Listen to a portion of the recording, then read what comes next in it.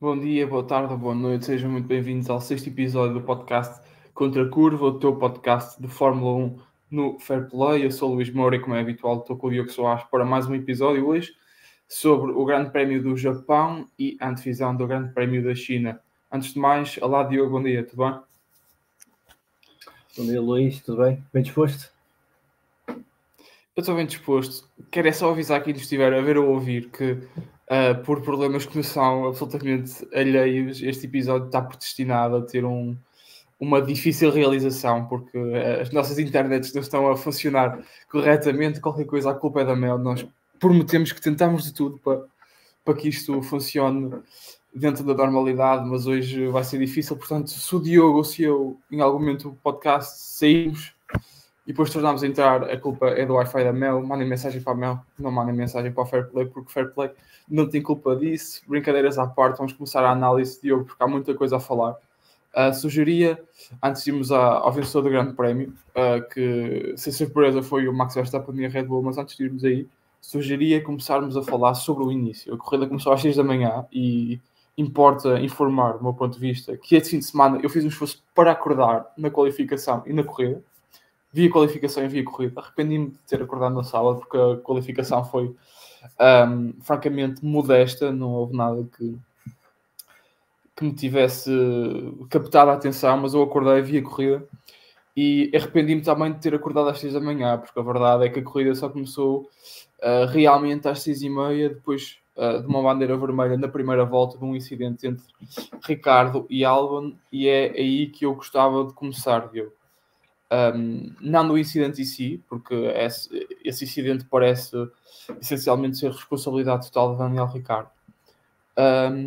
Mas por dois temas que têm marcado o Campeonato do Mundo de Fórmula 1. E começava pelo Ricardo, que já falámos aqui no podcast que o seu lugar pode estar em risco para o Liam Lawson, que é piloto reserva da Red Bull e da F1 Cash Team, Visa Cash Team, e que teve este fim de semana, de resto, várias vezes a ser apanhado na transmissão televisiva através de Daniel Ricciardo. E Diogo, eu pergunto de que maneira é que mais uma má performance do Ricciardo, pelo menos em corrida, porque ali em qualificação conseguiu acabar em 11º, salvo erro, e estar perto do Yuki Tsunoda, que foi 10º, mas de que maneira, de que forma é que estes incidentes atrás de incidentes, mais performance ou mais performance, podem ditar uma saída do Ricardo da equipa antes da temporada começar ou até mesmo antes da pausa de verão?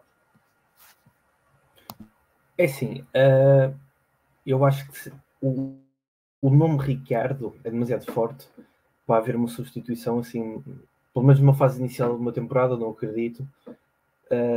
E mesmo numa altura mais chegar à pausa de verão, por exemplo, ainda assim eu acho que nessa altura será improvável, porque o nome Ricciardo não é o nome Nick de Vries, como era no ano passado.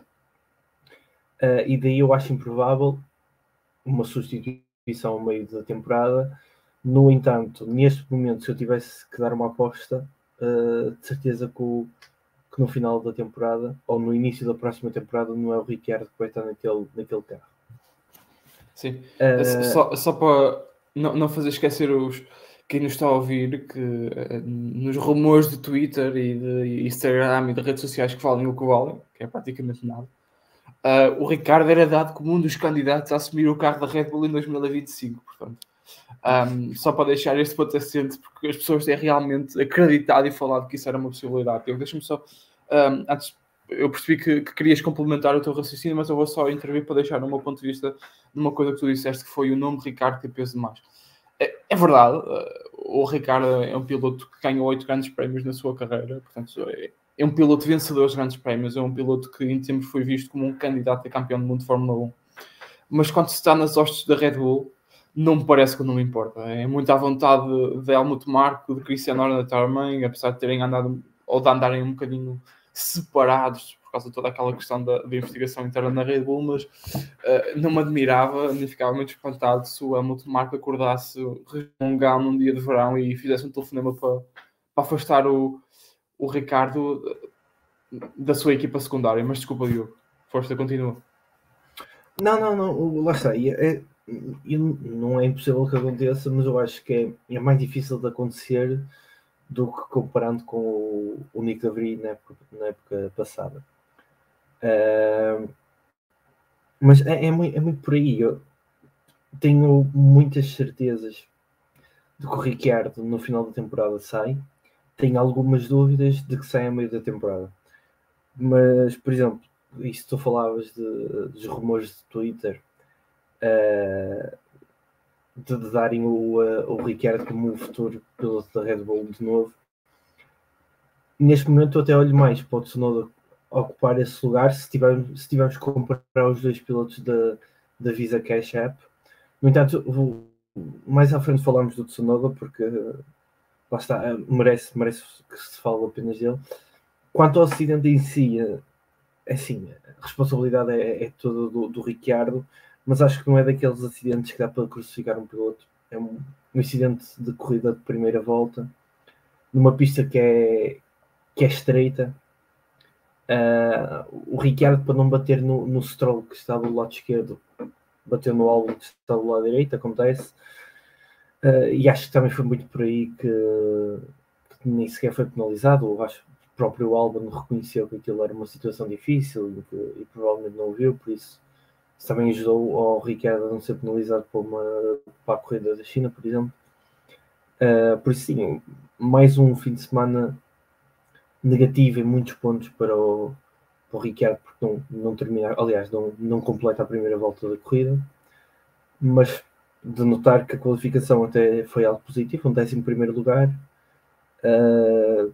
Não sou muito bom a fazer contas, mas diria que 65 milésimos do Yuki que ficou com a vaga do Q3, por isso acho que uma boa prestação ao sábado, terrível prestação ao domingo.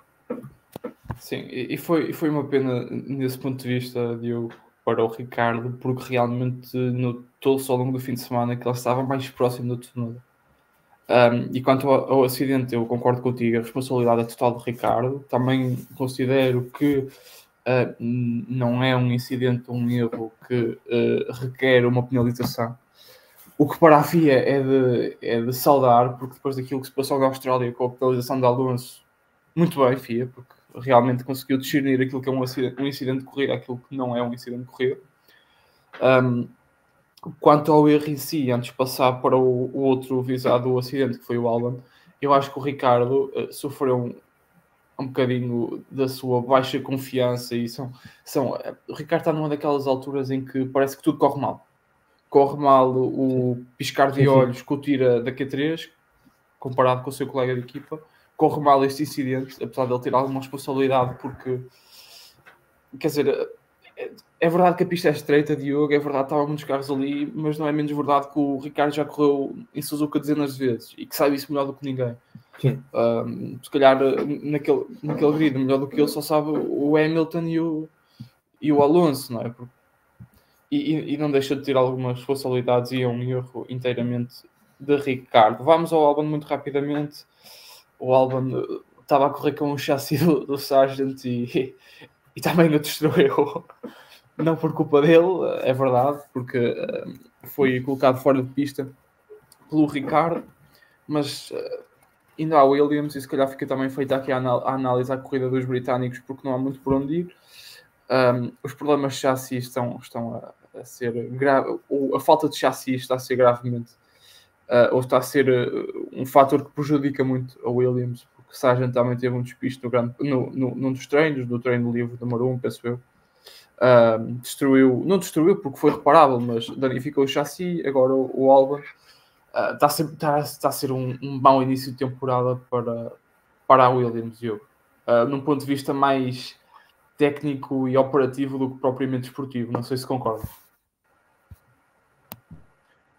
É sim, eu acho que o principal problema nestes tempos até são as consequências dos acidentes, no caso financeiras, porque se formos a fazer as contas, só nestes dois grandes prémios, a conta aos acidentes e às reparações da Williams já deve ultrapassar os 4 milhões de dólares, de euros, não sei qual é a moeda usada.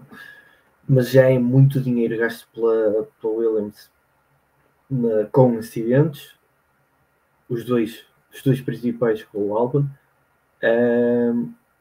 mais um chassi que vai ter de voltar para a Inglaterra para ser reparado, para voltar a ir para a Ásia, no caso para a China. É uma logística mais complicada, são recursos humanos que são também gastos com horas extras para garantir que o chassi está reparado a tempo e horas.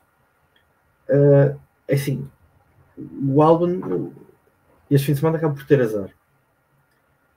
E acho que o Williams neste fim de semana peca um pouco pelo azar, porque também o Sargent estava a fazer uma boa corrida no domingo. Não estava propriamente perto de pontos, mas estava a fazer uma corrida consistente, com tempos relativamente bons, até cometer o erro e ter sujo os pneus por completo, ter que trocar pneus, ter perdido imenso tempo tanto na gravilha como depois o tempo de voltar às boxes e trocar pneus. Mas lá está, eu acho que o início de temporada da Williams, que já é complicado porque o carro em si não é assim tão bem construído quanto pensávamos que fosse, e se calhar quanto a própria Williams pensava que fosse. E depois, e estes pormenores que são segundos, é um acidente de um segundo, é um acidente de outro segundo, é uma saída de pista que é uma travagem mais fora de tempo, que estão a pecar imenso, estão a fazer a Williams perder potenciais pontos. Não se sabe, o Sargent podia ter pontuado, o Albon podia ter pontuado, e isto no final do campeonato é significativo, até porque a Williams já leva 4 pontos de desvantagem para a ASE. E pronto, é dinheiro. No fundo, no final da temporada é dinheiro. É dinheiro, e são 4 pontos num campeonato que está altamente competitivo e muito difícil de conquistar pontos, porque os pontos têm andado em volta de Red Bull, Ferrari, McLaren, Mercedes e Aston Martin. Portanto, conseguir aquele 10º lugar, ou aquele 9º lugar, ou aquele até 8º lugar, é muito, muito, muito complicado, e não é algo que se possa lutar todas as corridas, porque depende mais de uma falha de quem vai à frente do que propriamente do mérito de quem vai atrás. E vamos a essa competitividade, Diogo, vamos passar para a segunda parte do nosso episódio e vamos à vitória. Uma vitória sem surpresas, venceu o Verstappen, venceu a Red Bull e Pérez foi segundo. Não há muita história nesta corrida, pelo menos na luta pela vitória, de resto até foi uma corrida competitiva e positiva, mas também já lá vamos. O que é que tens a dizer sobre esta vitória da Red Bull? Acredito que mais do mesmo. As palavras-chave giram à volta de domínio, Verstappen, Red Bull, ter sido algo consistente e constante este campeonato, e não há muito a analisar nesta corrida, para além se calhar da melhor prestação de Pérez. Sim, domínio lá está, é a palavra-chave. Ainda assim, eu tenho um reparo que a Red Bull trouxe atualizações, trouxe um pacote significativo de atualizações para Suzuka, que faz todo sentido, uma vez que Suzuka é uma pista com curvas amplas, curvas rápidas, retas, é uma pista muito complexa. E surpreendeu-me o facto das atualizações ou não terem sido bem construídas, bem nascidas, ou do facto das atualizações ainda não terem criado impacto nesta corrida, porque a Red Bull vence com domínio, mas não foi um domínio assim tão grande como já teve esta temporada. Salvo erro, a diferença do Verstappen para o Sainz acho que até inferior a 20 segundos, diria eu. Não, são 20 segundos e 8 décimas. 20.8. Pronto, para aquilo que já aconteceu esta temporada, até uma diferença mais reduzida. Mas lá está, como falavas, o Pérez conseguiu andar mais próximo do Verstappen, que é bom. Aliás, na qualificação perde a pole position por um pormenor ou outro, uma curva ou outra. Mas lá está, ainda lhe falta um passo ao Pérez, no caso. Ainda falta um passo muito, muito grande para conseguir andar atrás do Verstappen, e sabemos que o Pérez é o número 2, mas o Pérez sim andar. Eu diria que numa boa parte da corrida o Pérez deveria andar 2, 3 segundos, 4 se calhar no máximo do Verstappen, e isso ainda não acontece, mas pelo menos foi o Sainz que ficou 20 segundos em terceiro lugar, não foi o Pérez que ficou em 20 segundos em segundo lugar. Isso já é positivo. Sim, pego também pela questão do Pérez. Sim, ele teve um fim de semana melhor, mas só cumpriu a sua obrigação, só teve o trabalho, ou só realizou o trabalho que deveria ter. E tu falaste do Pérez, e o Pérez é capaz de fazer este tipo de performance, é capaz de não ser altamente batido por Max Verstappen, mas falta-lhe consistência para conseguir fazer isto ao longo de toda a temporada, porque eu tenho o carro mais rápido da grelha, obviamente, ou o segundo carro no caso, porque o carro dele não terá tantos upgrades, não terá uma afinação tão pormenorizada e tão capaz como a de Verstappen. É compreensível, até porque o carro é feito às medidas de Verstappen, para Max Verstappen e não para Sérgio Pérez. É uma questão antiga, que já debatemos aqui, penso eu, se onde debatemos é muito à base da lógica e de atribuir um bom material ao piloto número 1. Mas essa questão do Pérez prende sobretudo pela consistência que ele conseguiu ter nesta corrida. E falaste também de um domínio menor da Red Bull, eu concordo, porque isso é um facto. Os números e a diferença entre pilotos e entre carros dá-nos para termos essa conclusão, permite-nos ter essa conclusão. Mas a verdade é que a Red Bull também não precisou puxar tanto, porque é diferente de ter Max Verstappen na liderança, a ter de gerir a corrida, ainda que com tranquilidade, mas para um piloto ou para um segundo classificado que não seja um piloto da sua equipa, ou ter de gerir essa vantagem para o Pérez, que é o piloto número 2 e que está uns segundos atrás. Portanto, eu percebo isso, é verdade, mas ao mesmo tempo essa questão dos desenvolvimentos da Red Bull, eu já utilizei esta expressão aqui num dos episódios, penso que a seguir à Austrália, não, a seguir ao Bahrein ou à Arábia Saudita, Suzuka tornou a ser um fim de semana de testes para a Red Bull, em que a Red Bull conseguiu experimentar em corrida, ou deu-se ao luxo de experimentar em corrida esses upgrades que trouxe, porque teve um Verstappen ao seu nível e teve um Pérez um bocadinho melhor, que permitiu guardar as costas, proteger as costas, ser o tal ministro de defesa de Max Verstappen ao longo deste fim de semana. Portanto, de uma forma geral, é o fim de semana, eu não diria perfeito, mas o fim de semana esperado para a Red Bull. Próximo tema de conversa, Diogo, e também o fim de semana esperado foi a prestação dos Ferrari, que conseguiram o terceiro e o quarto lugar. Novamente Carlos Sainz à frente de Charles Leclerc.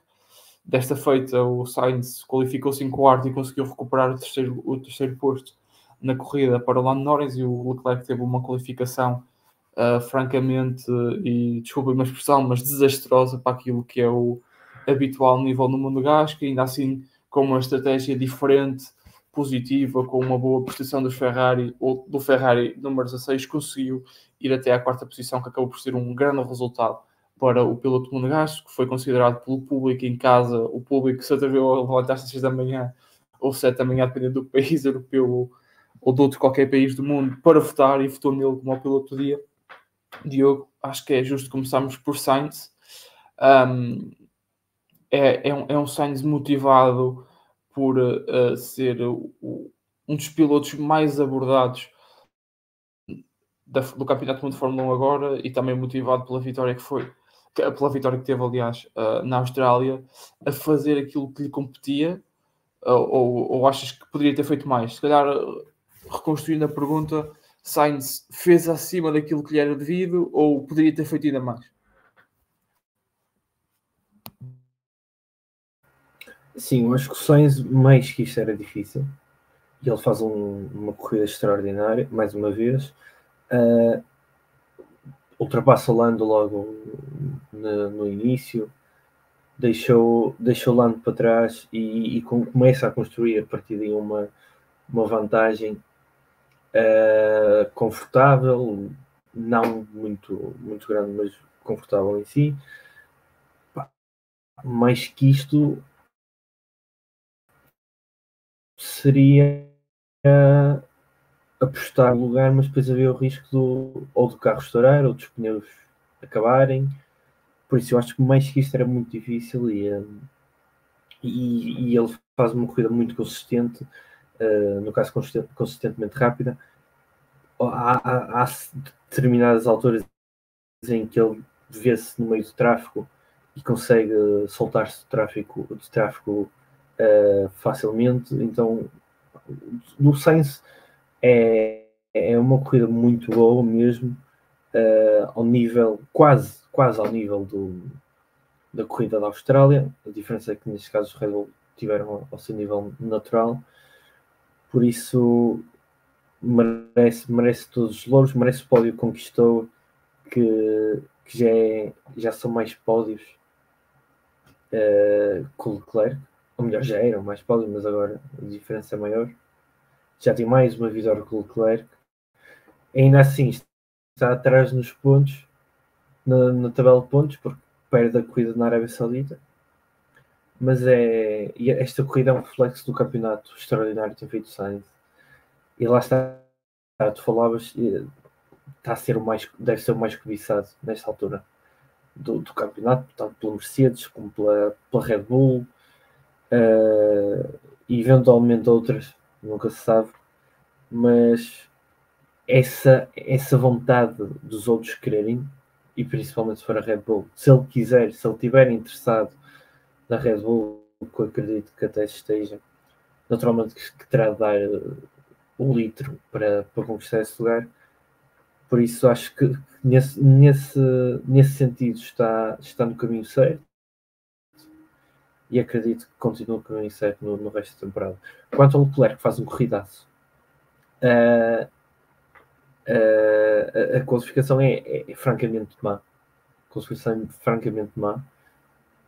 Um oitavo lugar é muito pior do que aquilo que aquele carro consegue fazer. É um oitavo lugar onde nem sequer consegue competir com o terceiro, quarto, quinto lugar, por aí. No entanto, na corrida, uma estratégia que diria que foi a única que apostou nessa estratégia de uma paragem, levou os pneus ao limite, geriu-os bem de qualquer das formas e consegue sair de lá com o quarto lugar. Eu acho que também lá está, para aquilo que a Ferrari pode aspirar, o terceiro e o quarto lugar é o possível, e ele consegue chegar ao quarto lugar. Se calhar daí a Bahia exige o terceiro lugar, mas o quarto lugar lá está dentro das expectativas da Ferrari.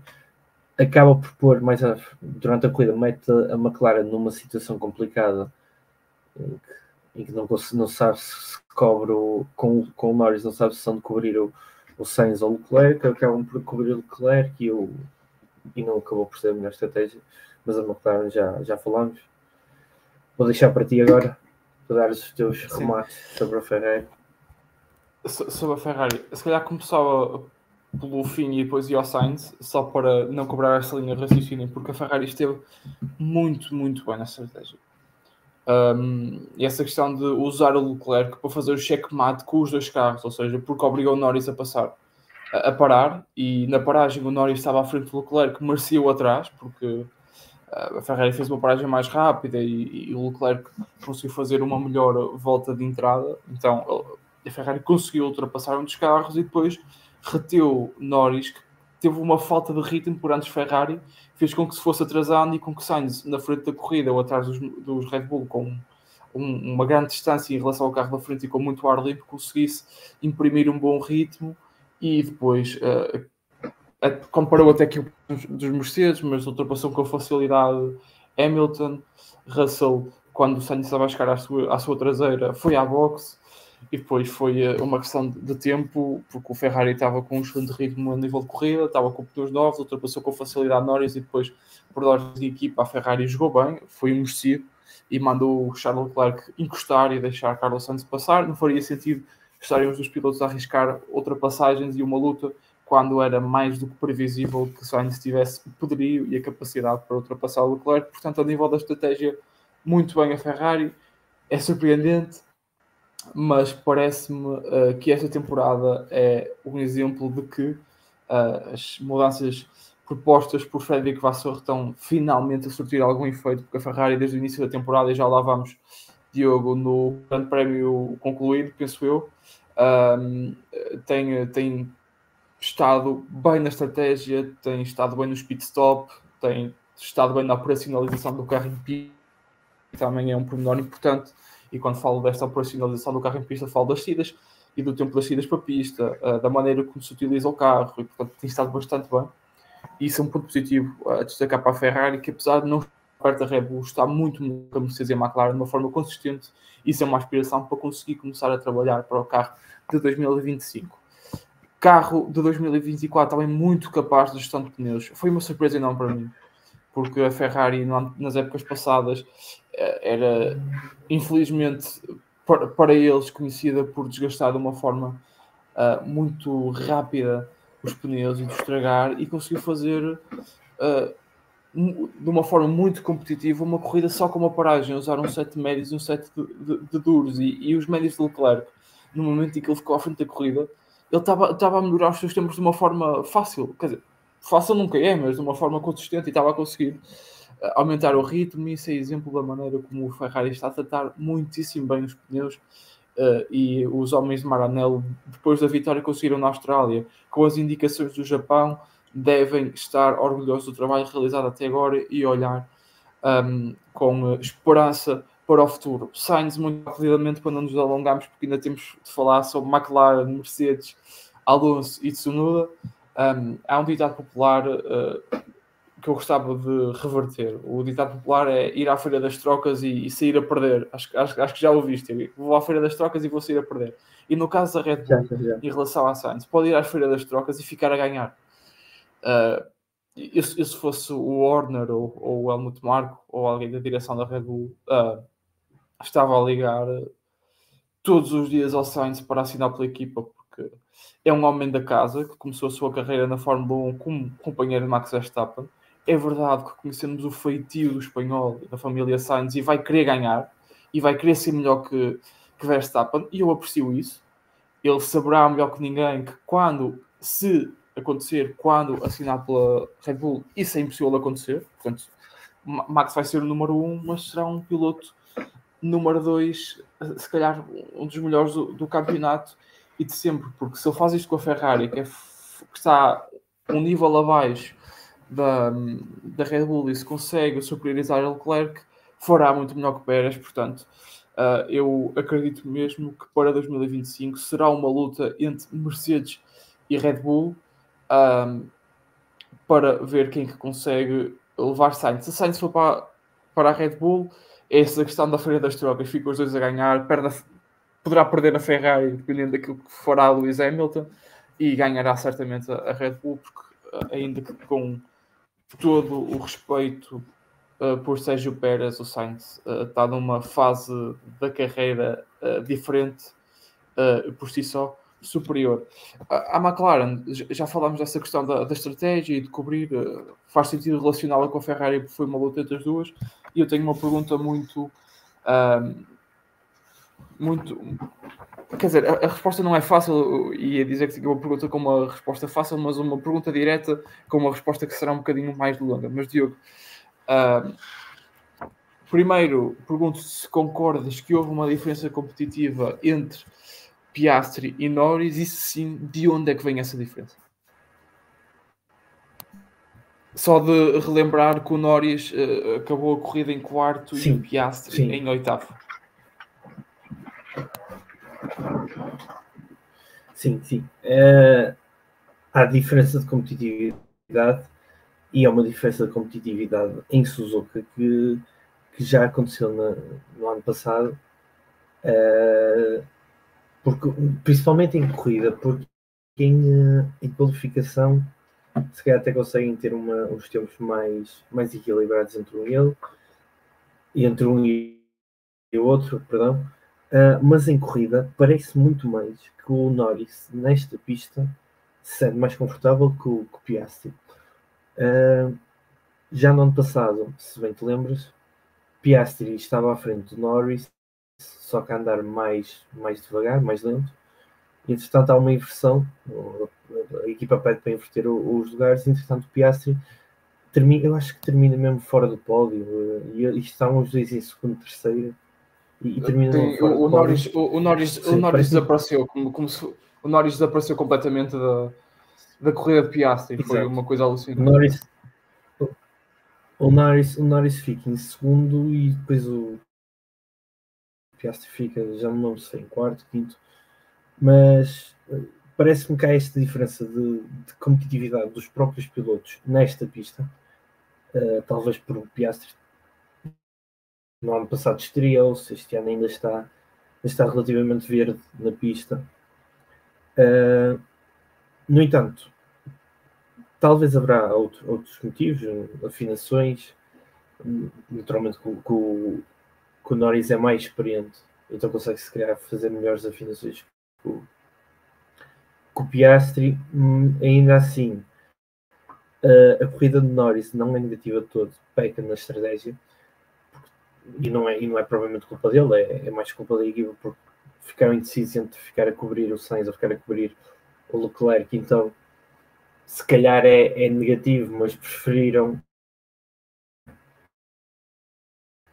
apostar em tentar não perder uma posição que ganhar uma posição. Pronto, acabaram por perder 2 posições e é mau para eles, mas também diria que nesta altura dificilmente a McLaren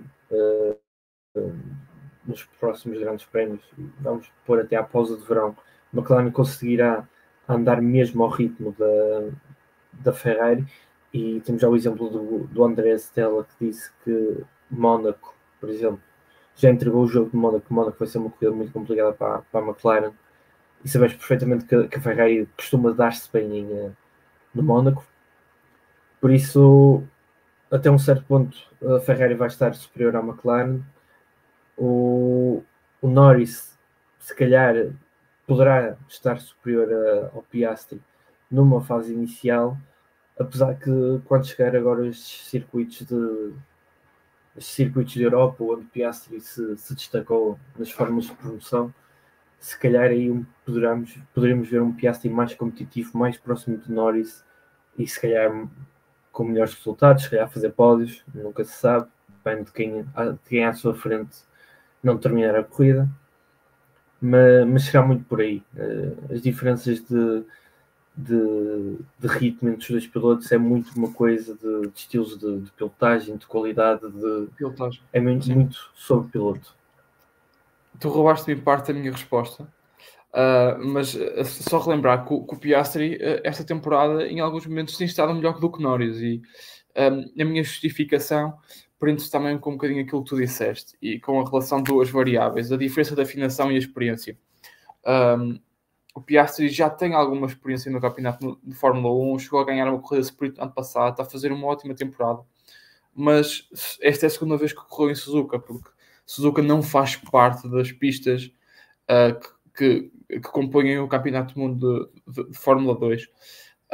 E não é uma pista que não compõe esse campeonato e que seja de uma adaptação fácil, muito pelo contrário, é um circuito old school, com escapatórias em gravilha, muito complicado de pilotar, e portanto é absolutamente compreensível e natural que Norris se consiga superiorizar a Piastri. Com isto não estou a retirar mérito ao britânico, porque fez um bom fim de semana. Em relação a Piastri, eu acho que é mesmo isso. Dentro destas dificuldades que teve de adaptação a uma pista que não conhece na sua totalidade, em que certamente terá tido algumas dificuldades em adaptar o carro, conseguiu salvar pontos, e não se pode pedir muito mais ao piloto australiano, que, recorde-se, ainda no fim de semana passado, fim de semana de corridas passado, acabou em quarto lugar na Austrália. Portanto, está a fazer uma excelente temporada, está a andar ao ritmo do Norris, está a dar trabalho ao piloto britânico, e muito bem a McLaren nesse início de temporada, com 2 pilotos muito sólidos, numa boa forma. Perspectiva-se uma boa época para a equipa britânica, a McLaren. Deixa-me só dizer uma coisa. Tu falaste da forma como os pilotos se ambientam aos circuitos. E assim, um circuito fora da Europa é mais difícil para um piloto menos experiente, porque se tiver que haver testes a meia temporada, eles não vão para fora da Europa, vão para Silverstone, vão para Barcelona, vão para estes circuitos mais próximos. Sim, e são sempre feitos mais complicados, também pela questão da adaptação ao clima, à cultura, ao fuso horário, sobretudo ao fuso horário.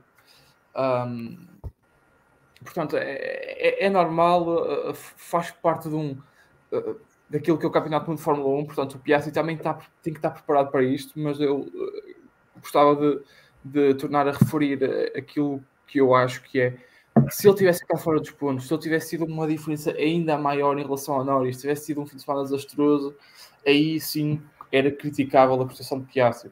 Esteve relativamente perto, porque o Norris acaba em quinto e ele acaba em oitavo. Tudo bem que em segundos isso se deverá refletir em muitos mais. Não tenho agora presente a gap entre os dois pilotos, mas ainda assim são pontos importantes para a McLaren num fim de semana difícil. E te referiste bem, na estratégia da McLaren também não foi a melhor, portanto terá prejudicado um bocadinho o Piastri.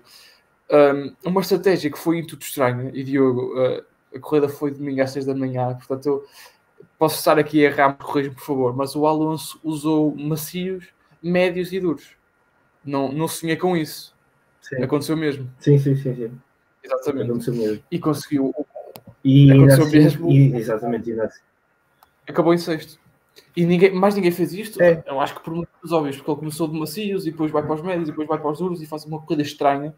Parecia que estava a fazer um teste para experimentar todos os compostos. Mas a verdade é que funcionou porque ele acabou em sexto.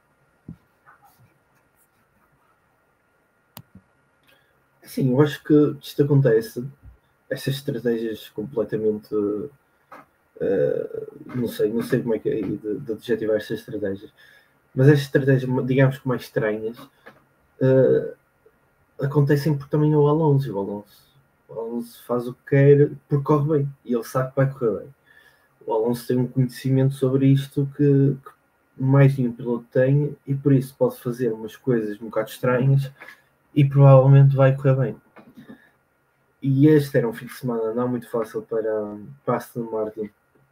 E temos o exemplo do Stroll, que se qualifica mal, e depois mesmo em corrida queixou-se da velocidade de ponta. Até me fez lembrar daquele áudio do Alonso a dizer GP2 Engine, quando o Stroll diz que different category. Eu fico, vamos lá. Também deve estar mal, mas não é ao ponto de não está tão mal, categoria diferente. Mas a diferença de velocidade de ponto foi muito grande. E é algo que deixa-me só acabar. E daí, com essa diferença de velocidade de ponta, uma estratégia que tem alguma dificuldade em caracterizar, porque é no mínimo estranha, a proteção de Alonso e o resultado de Alonso deve ser mais elogiado mesmo por causa disso. É porque com o carro com pouca velocidade e com aquela estratégia que não lembra ninguém, conseguiu acabar em sexto, à frente da Mercedes e à frente do McLaren. Sim. E o Stroll pega nos, digamos, que critica a velocidade de ponta, que é já característica da Aston Martin nesta temporada. Aconteceu no Bahrein, aconteceu na Arábia Saudita, não aconteceu tanto na Austrália, porque também as retas não são tão longas. Mas eu acho que o Alonso, a diferença é que o Alonso pega naquilo que é mau, mantém-se assim caladinho e diz, pronto, amanhã eu faço melhor. E aí a diferença é esta, é a mentalidade, é o espírito, digamos que guerreiro do piloto espanhol, que neste momento não imagino o Alonso não pontuar numa corrida, a não ser que o carro não chegue ao fim da corrida. Por isso, o Alonso vai ser mais uma temporada extraordinária do Alonso, em que tu vais olhar para os números que ele faz e perguntas o que é que ele está a fazer, como é que ele faz isto, ou perguntas simplesmente o que é isto, que de facto uma besta enjalada que se pega num Red Bull é campeão do mundo, por exemplo. Não sei se é campeão do mundo porque está lá o Verstappen, mas faria melhor que o Pérez. Eu não quero parecer mal e estar sempre a criticar o Pérez, mas pronto, as comparações são inevitáveis. Diogo, vamos tentar acelerar porque ainda temos algumas coisas para falar e já estamos nos 40 minutos.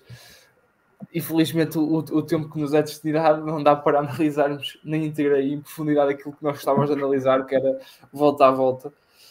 Mas vamos se calhar a seguir a Verstappen, a seguir a Sainz, à prestação do fim de semana.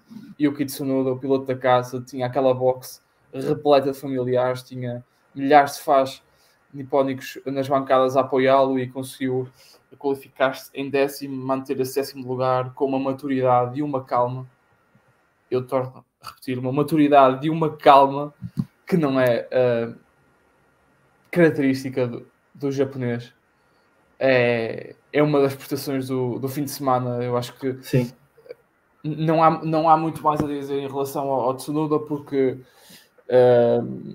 o carro teve bem, teve competitivo, e já falámos um bocadinho da prestação da Visa Cash App no início com a questão do Ricardo, mas teve bem, teve forte em qualificação, é um carro que se adaptou na íntegra ao circuito de Suzuka, à reta, às curvas rápidas, teve muito bem, o Tsunoda conseguiu capitalizar, conhecerá se calhar melhor que todos os outros o circuito, porque é o circuito de sua casa, é o circuito do seu país. Obviamente vou exagerar quando digo que conhece melhor do que os Alonso, do que o Hamilton, do que o próprio Verstappen, mas conhece muito bem. Deverá ser o circuito em que se sente mais à vontade num campeonato, e conseguiu capitalizar muito bem o potencial do carro. 10º, eu não quero mais referir a maturidade que ele teve e a calma que ele teve. Elogiar a equipa depois daquele pit stop foi muito positivo, elogiou, conseguiu manter a calma. E antes de passar a palavra, Diogo, o Tsunoda obviamente não nos está a ouvir, portanto não lhe vou apelar, mas vou deixar este comentário de que este Tsunoda tem que continuar, porque a capacidade está lá. Ele é um bom piloto, ele mostrou isso na Fórmula 2, mostrou isso na Fórmula 3, ele é um piloto rápido, agressivo, é um discípulo do Verstappen, faz-me lembrar um bocadinho, pelo menos nas Fórmulas 2 ele fazia-me lembrar um bocadinho o Verstappen nessa agressividade, nessa vontade de fazer tudo bem, de ser mais rápido que os outros, que ultrapassar. Mas ele tem que, dadas obviamente as notórias diferenças entre os dois pilotos, ele tem que manter a calma, tem que ser este Tsunoda até a final da temporada para conseguir continuar a estar à frente de Ricardo e conseguir ter bons resultados, boas corridas e aproveitar ao pormenor e aproveitar sempre que possível a possibilidade de fazer pontos. Diogo, passa agora a palavra para a tua intervenção. Deixa-me dizer que o Tsunoda pareceu daqueles pilotos de uma equipa secundária que sabe que a equipa principal vai ficar com o lugar de vaga para o próximo ano e que está a fazer pela vida. Pareceu-me de facto um desses pilotos. Vamos lá ver se durante a temporada o Tsunoda confirma, porque nós, pelo menos eu não acredito que o Tsunoda vá parar à Red Bull, mas ele próprio pode acreditar nisso e pode querer. E tudo bem. Essa calma que tu falavas geralmente podia ter sido usada de forma contrária. No caso ele estava a correr em casa, tinha aquela pressão para ter um bom resultado em casa, em frente aos seus fãs, em frente ao seu público, no seu país, e isso podia levar a uma forma mais agressiva de pilotar, menos paciente com as eventualidades do Grande Prémio, mas acho que ele pegou nisso e foi exatamente o contrário. Estava em casa, estava mais calmo, e ele próprio tem feito um trabalho de estar menos intempestivo, principalmente na comunicação com o seu engenheiro, e E acho que o Japão pode ter sido, o facto de estar em casa, pode ter sido mais, de ter a família, principalmente ter a família consigo ao lado na boxe, pode ter sido já um fator mais positivo para o piloto estar mais calmo, mais paciente. E isso tu falavas da comunicação dele a elogiar o pit stop, que pode parecer muito insignificante, mas isso é muito importante no seio da equipa. É um reflexo muito importante. O Tsunoda, como tu falavas, é um extraordinário piloto, muitíssimo bom, só que pecava muitas vezes pela falta de paciência, que parece que está a recuperá-la. Ou não sei se está a recuperá-la, não sei se ele alguma vez a teve, mas está a ter mais paciência. Isso está-se a refletir nos resultados, até porque dos 7, 8 pontos da Visa Cash App Red Bulls, todos são de Tsunoda. São de Tsunoda. Sim, Diogo, e deixa-me só concluir aqui essa questão do Yuki Tsunoda antes de irmos para o nosso momento preferido do podcast, e não é fazer as previsões para o podcast seguinte, mas já vão perceber. Só dizer essa possibilidade do Yuki ir para a Red Bull, eu acho que só não é uma possibilidade extremamente real porque há um piloto chamado Sainz que anda por aí à procura de equipa. Portanto, se fizermos o exercício de Sainz ficava na Ferrari e Hamilton ficava na Mercedes e não ficavam 2 vagas livres, ou no caso, uma vaga livre na Mercedes, que é possível por muitos pilotos, se as coisas se mantivessem iguais para 2025, o Tsunoda poderia ser um dos fortes candidatos a fazer parte da equipa principal em 2025. É uma possibilidade agora muito mais remota, mas eu acho que o Tsunoda também corre por aquilo que o Gasly correu em tempos, que foi a possibilidade de se desvincular da Red Bull e ter mercado por outras equipas. O Gasly não acertou, e faço essa ponte para esse nosso tal momento favorito do episódio. Obviamente, em jeito de brincadeira, não desejamos insucesso desportivo a nenhuma equipa da Fórmula 1, porque esse sucesso desportivo é mau para nós, é mau para quem gosta do desporto, porque quer ver a competitividade, mas de domingo às 6 da manhã a ver uma corrida, eu tive um flashback das 24 horas do maio, passo a explicar, vemos protótipos, e há 18 protótipos, e depois há 2 carros de GT, daqueles que batem, e depois vão à grua, vão para a boxe, e eles estão a abrir, quer dizer, o que é isto, não é? O que é isto? O que é que a Alpine está a fazer da vida? Porque é outro campeonato, mas parece o oposto da Red Bull. A Red Bull é outro campeonato para 20 segundos à frente da concorrência, e a Alpine é 20 segundos atrás da desvantagem. É incompreensível, porque isto não é só um mau carro, isto é um desastre. E desculpa-me ser coloquial no termo, mas é um desastre. Não há outra palavra. É desastroso. E o Sargent foi o Sargent foi o melhor amigo da Alpine, porque aquele erro traz o Sargent para o último lugar dos carros que terminam a corrida, e assim não é muito mau, porque nos 2 últimos lugares só teve um Alpine, apesar que o outro ficou logo à frente. Mas não dá para perceber. Eles fazem um... Pronto, o Ocon faz uma qualificação melhor que aquilo que se esperava, vai ao Q2. E depois, no reinício, eles fazem até um bom reinício e até ficam ali no 12º, 13º, 14º. Só que a partir daí é sempre para andar para trás. Não há, é um carro... Antes, nas temporadas anteriores, tu olhavas para o Alpine como um carro que em reta não anda, mas em circuitos mais aerodinâmicos aquilo até se safava. Só que este ano é um carro que em reta não anda e em circuitos mais aerodinâmicos não anda, por isso num circuito como Suzuka.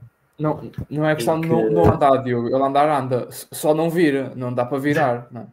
Aquilo não vira. Sim. Aquilo não...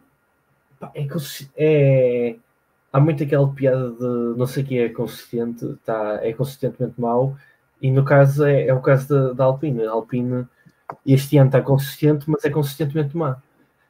Sim, e vai continuar a ser. E o Bruno Fama O Bruno Fama já disse que vão haver melhorias, mas já me parece as promessas da Alpine desde 2016. Vão ter um carro muito melhor e vejamos onde é que eles estão. Eu quando estava no secundário também tirava mais notas da matemática, chegava a casa e prometia aos meus pais que ia melhorar. Consegui acabar o campeonato, mas não melhorei muito, portanto, é um bocadinho por aí. É um desastre anunciado e tudo corre mal, o ambiente está francamente pesado, complicado, difícil de gerir. Na Alpine reina a desmotivação e depois já começámos a ver o choque entre pilotos. E se costuma ser mal dois pilotos que chocam quando um carro está competitivo e lutam para ser melhor, eu acredito que é ainda mais difícil, ainda mais duro quando dois pilotos chocam quando o carro não anda. Porque é a frustração de não conseguir ser o melhor colega de equipa, é a frustração do carro ser horrível. E deixa-me só concluir, Diogo, porque aquilo que aconteceu no início da corrida, do toque entre o Ocon e o Gasly, aquilo quase que incendiava a boxe da Alpine. Porque o Ocon começou logo a agradecer ao Gasly, e o Gasly não sei o quê, não sei o que mais. E é um ambiente muito difícil, que não tem grande solução à vista e que nessa gestão emocional e na gestão desportiva também me parece difícil. Eu há bocado falei do Gasly foi à Feira das Trocas e ser o pior. É uma expressão que está a marcar o podcast, é ir à Feira das Trocas. O Gasly foi à Feira das Trocas, perdeu muito. E não sei quando é que vai começar a ganhar, mas desculpa, Diogo, força. Fala. Não, sobre o ambiente. Se a Alpine não viu isto acontecer, é mais um sinal de incompetência da equipa, porque se é coisa que o Gasly e o Ocon não são, é amigos. Nunca foram amigos, nunca se deram bem num espaço pequeno, desde sempre, desde as fórmulas de promoção, por isso. Se a Alpine não precaveu isto, o problema é da Alpine, e é assim, um carro que no ano passado era meio de pelotão e que precisavam de melhorar e que com este ambiente era prejudicial, como tu dizias, agora que é o pior carro de longe, que parece que anda ao nível de um Fórmula 3, um ambiente deste é terrível para a equipa. Mas pronto, é muito mal. Vou fazer o quê? Quiseram expulsar o Alonso, que era o melhor piloto que eles podiam ter agora. Okay. Eu sinto uma análise um bocadinho pessoal, Diogo. Tu ainda ficaste ressentido com aquele problema com o Alonso. Não quero puxar isto muito para o lado pessoal, mas é melhor não vamos puxar isso para o lado pessoal, até porque estamos muito sem tempo e para não amassar demasiadas pessoas, porque já vamos passar da 1 hora do episódio, vamos para a última parte desta conversa. Diogo, previsões para o Grande Prémio da China. Eu gostava posso começar eu, para tu descansares um bocadinho e relaxares um bocadinho, porque estás tenso com essa questão do Alonso, da Alpine, agora a antiga Renault e toda essa questão. Eu percebo. Mas vamos para as previsões para a China. O Grande Prémio será mais para o final de abril, salvo erro, do fim de semana de 19 a 21, por aí. Acho que é 19 e 21. Sim, 19 e 21. E é um grande prémio é um grande prémio especial. Primeiro porque é a primeira vez que se vai correr na China com este novo regulamento, com esta nova família de carros. A última vez que se correu, salvo erro, e corrijo-me, Diogo, foi em 2019, portanto pré-pandemia, que se correu, e ainda eram uma geração antiga de carros, portanto não se corre há 4 temporadas, e isto vai requerer uma adaptação das equipas. E já vamos às previsões, mas poderemos ter um fim de muito interessante por essa questão, porque se vai tentar perceber aquilo que se passa, porque, quer dizer, há trabalho de simulação, as equipas estão a fazer a correlação entre aquilo que se passou nos últimos anos na China, as novas geração, as novas características do carro, está tudo num simulador e num computador gigante a trabalhar há meses, se calhar, para tentar perceber aquilo que se vai passar, mas é sempre diferente quando se coloca um carro em pista, portanto será um fim de semana muito interessante nesse ponto de vista, de perceber, é um circuito um pouco atípico, porque consegue juntar três características de circuito, ou seja, a velocidade reta com duas retas enormes, curvas rápidas, curvas lentas. Eu pessoalmente estou muito animado para esse fim de semana, porque passei toda uma pandemia. Eu nunca assisti a um grande prémio da China, porque eu comecei a acompanhar a Fórmula 1 de uma forma mais atenta e até profissional em 2019, mais ou menos a meio da temporada já tinha passado o Grande Prémio da China, mas eu passei toda uma pandemia a jogar Fórmula 1 e a correr na China. E, portanto, bastante circuito, e será muito interessante para mim ver pela primeira vez os carros a correrem ao vivo na China e deixar também para quem nos estiver a ver ou ouvir que será um grande prémio que vai contar com uma qualificação, com uma corrida principal sprint, portanto também com uma qualificação sprint. Só há um grande prémio, os horários são mais convidativos, e posso dar os horários para as pessoas em casa. Na sexta-feira a sprint qualifying é às 8h30 da manhã, a corrida sprint é mais chato porque é às 4 da manhã, mas depois temos a outra qualificação às 8, e a corrida às 8 é mais convidativa, é uma hora mais agradável, já dá para depois do grande prémio ir tomar o pequeno almoço e não regressar para a cama, é mais convidativo para toda a gente tirando essa corrida sprint. Diogo, já falei demais. Dou-te a oportunidade de dizeres aquilo que achares mais importante em relação ao Grande Prémio da China, e depois vamos às previsões. Portanto, sobre aquilo que tu disseste, lá está, é a primeira vez nesta geração, uma pista que já não íamos lá há 5 anos, primeira vez nesta geração, por isso já é um cargo de trabalhos mais elevado. O facto de só haver um treino complica mais a situação. E há um outro ponto, um outro fator que não falaste, e eu falo. A pista levou com um asfalto, foi reasfaltada recentemente, penso que no início do ano. Por isso, lá está, é um asfalto pouco usado, com pouco grip, com certeza. Então, há aqui 3 fatores de dificuldade para as equipas, que, lá está, na Fórmula 1, naturalmente que há equipas que conseguem ultrapassá-los de forma extremamente simples, como é o caso da Red Bull, basta pôr o carro em pista. Sim, mas lá está, eu também estou muito animado com este Grande Prémio, uma pista que eu também gosto muito.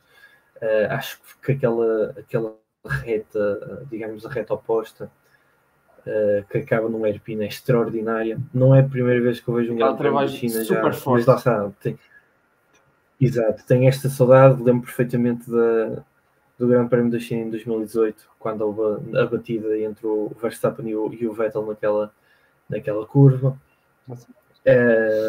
Lá está, é um circuito muito bom. Pena ser na China, mas lá está, eu gosto muito daquele circuito. Queria muito ter este circuito de volta, e acho que tem tudo para ser uma excelente corrida. Acho que há só uma preocupação em relação ao DRS, que nesta geração e com retas daquele tamanho, o DRS vai tirar se calhar alguma emoção às ultrapassagens. Sim. Mas lá está, é adaptar às circunstâncias e esperar que a corrida seja a melhor possível dentro das circunstâncias. É uma ótima observação, Diogo. Não sei se queres avançar para o primeiro. Para antes disso, só vou concluir o teu raciocínio, e depois podes começar tu, e eu remato com as previsões e também com as despedidas. Mas essa questão que se falaste é uma ótima observação do RS, e a questão da pista reasfaltada pode trazer alguma dificuldade para as equipas, porque sendo no fim de semana com a corrida sprint só vai haver um treino, e esse treino será com 0 borracha na pista, uma pista muito verde, e portanto haverá um trabalho para preparar uma corrida, uma qualificação com pouca aderência, e portanto isso parece que não, porque para quem olha para os carros a correr em pista parece que está tudo igual, mas não está, porque a questão do grip é fundamental no Campeonato do Mundo de Fórmula e era só mesmo isto que queria deixar. O referência, Diogo, já sabes, podes avançar com as previsões, top 3 qualificação, top 3 corrida. Portanto, top 3 qualificação, Max Verstappen para a pole, segundo lugar, Checo Pérez, terceiro para Leclerc. Na corrida meto os dois primeiros iguais, e em terceiro lugar, se calhar mantenho o Leclerc. Acho que isso não deve mudar, mas no entanto, eu acho que até pode haver algumas lutas ali naquele segundo pelotão de Ferrari, McLaren. Lá está, mas vai ser um fim de semana complicado para todos os motores Mercedes, ainda assim, por causa das retas, e acho que a AS pode pontuar até relativamente bem, lá está, precisamente pela vantagem em reta. Sim, vai ser um fim de semana muito complicado e por isso eu começo por aí para justificar as minhas opções. Acho que vai ser um fim de semana caótico com muita mistura na grelha e eu aposto na qualificação no inevitável Max Verstappen, apesar disso a Red Bull continua a ser a favorita para o Grande Prémio. Em segundo lugar o Leclerc, em terceiro lugar o Sainz, e na corrida o Max ganha. O Leclerc consegue manter o segundo lugar, mas depois vai acontecer alguma coisa mirabolante e o terceiro lugar não vai ser ocupado por um Williams, certamente não será ocupado por um Alpine, a não ser que todos os outros batam uns contra os outros ou tenham que desistir, mas eu acho que o Hamilton vai ter a melhor prestação da temporada e vai conseguir o terceiro lugar. Eu justifico. Primeiro, é verdade que os motores Mercedes vão sofrer, mas eu estou com o pressentimento que a Mercedes vai conseguir arranjar uma afinação positiva e o Hamilton é muito experiente, conhece muito bem esta pista, sempre se deu bem na China e, portanto, acho que vai conseguir fechar o Grande Prémio com com pódio. Diogo, agora apercebi-me que nós fizemos as nossas previsões de uma forma incompleta, porque este não é um fim de semana só de corrida principal e qualificação, falta-nos a sprint e a shootout. É. Vamos ter que voltar atrás e era isso. Se calhar a qualificação shootout possa começar a sprint. Vamos fazer aqui à parte, até porque é um dia separado do Grande Prémio, não há grande relação. Eu se calhar para a qualificação shootout aposto por aí, Max em primeiro, quem sabe o Pérez em segundo e o Leclerc em terceiro, e isso mantendo na corrida, até porque a corrida será um teste. Se nos últimos tempos a corrida de sprint já tem sido um teste para a corrida principal na China, em que não se corre há muito tempo, isso será, no meu ponto de vista, ainda mais claro. Portanto, recapitulando, tanto na qualificação como na corrida, Max primeiro, Pérez segundo e Leclerc terceiro. Acho que vai ser um bom fim de semana para o Leclerc, e o Leclerc vai conseguir estar à frente do Sainz e ganhar algum fogo. No caso, sprint, eu acho que vai ser um pouco diferente. Acho que o Pérez não vai ter um rendimento tão bom em sprint. Então, diria que fica Max primeiro, Leclerc segundo, Sainz terceiro e depois do Pérez em quarto na shootout e na sprint mesmo. Mantenho o primeiro, mantenho o segundo lugar, terceiro lugar dou ao Pérez, que acho que consegue recuperar assim numa das voltas iniciais, mas não estou com grande entusiasmo para a sprint. Ficam as previsões para o Grande Prémio da China, ficou a antevisão para o Grande Prémio do Japão, um episódio mais denso, mas foi difícil assim não ser, ainda assim ficou muita coisa a faltar. Obrigado, Diogo, por ter estado desse lado. Obrigado também a vocês que estiveram a ouvir. Este foi o 6º episódio do podcast Contra a Curva. Voltamos depois do Grande Prémio da China. Mais uma vez, obrigado a quem esteve desse lado. É sempre um gosto e até daqui a 2 semanas.